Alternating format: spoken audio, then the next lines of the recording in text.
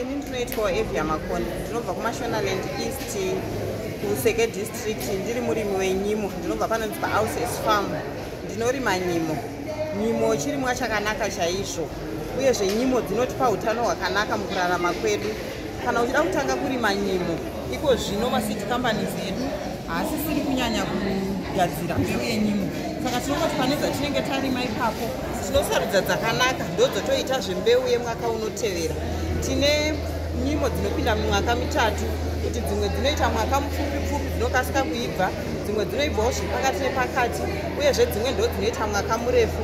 Panyimo idzi tine nyimo dzakasiyana, dzimwe itsvuku, dzimwe inhema, dzimwe dzakatsvukuruka, dzimwe dzine misodzi, dzese dzinenge dzine mazita akasiyana siyana.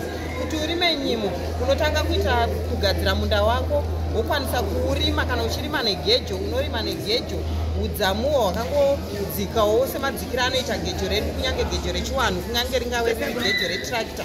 Then wochitanga kuzoisa mitsetse yako kana kuti makomba edu haafanirwi kunyanyodzika. Tinofanirwa kudzikisa makomba edu zvekubva pa7 cm kusvika pa10 cm kudzika pasi. Kana tichidzipatsanura pakuchidyara, kana tiri kudonhedzera mumalaini atinenge tagadzira neplanda kana kuti negejo, tinofanirwa kuti nyimo dzedu dzinge dzakatara mukana zvema15 cm to 20 cm. 20 cm tinonyanyoita panyimo hombe, asi nyimo dzemwaka mupfupi nemwaka wepakati nepakati dzinoda ma15 cm.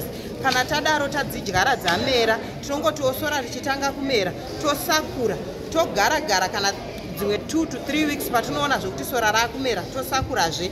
Kechitatu tinozopinda taakusakura tichibva tafukira, nekuti nyimo dzedu kana dzichibereka dzinobereka dzichiisa wana panze pevhu. Saka dzikaisa wana panze pevhu hadziiti nyimo dzakawanda. Saka kana tichidzifukira tichiita sekuti tinodzivhara asi usingabva wavhari nemwoyo, zvinoita kuti nyimo dzedu dzibereke zvakati wandei, dzove neuwandu hwakawanda. Then tosiya zvakadaro kwenguva kusvikira mvura ichingonaya, tafukira kudaro. Kana tazoona nyimo dzedu dzaakutanga kutsvukuruka mashizha dzisisiri green, ndo patinotanga kuziva kuti nyimo dzedu iko zvino dzaibva, tochitanga kudya. Asi ndingangoti pekutanga ndanga ndakanganisa, pane pekuti tinofanirwawo kuisawo mafertilizer edu epasi, ndo anonyanyoda nyimo kana tiri kuivhu riya rekuti harina chikafu. Asi nyimowo dzinoda ivhu riya ratinoti maloam sand soils, risina kubva ranyanyobatana kuti ndi, uyezve risina kubva ranyanyoruza stereki. Ndo ivhu rinoita kuti nyimo dzedu dzinge dzichiita zvakanaka. Saka tinongomwayawo compound D yedu, asi hatibomwai yakawanda, nekuti idzo pachezvadzo mashizha adzo nemidzi yadzo inogadzirawo yega chikafu sezvinongoitawo saana nzungu.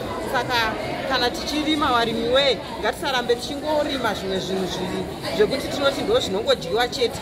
Nyimo chirimwa chakatotinakira, chinototipawo kudya kune mhuri, dzinogutisa. Tingabike dziri nyoro, kana dzaomazve tinozodzidzura kubvisa makanda ayaya, tobvisa makanda tobika futi unenge uchidzimutakura. Tinogona futi kuita dzekukanga uchiisa salt wotonwisa tea, vamwe vanototi kana kudyisa sadza.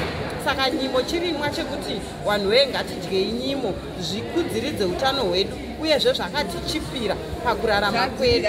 Saka tinongoda kuti dai vanhu taitawo zvekurima nyimo izvozvo. Nyimo dzemwaka murefu dzinotisvikira pa3.5 months, dzemwaka wepakati nepakati dzinoita 3 months, dzemwaka mupfupi dzinoita 2 months, dzimwe dzichiita ma2.5 months.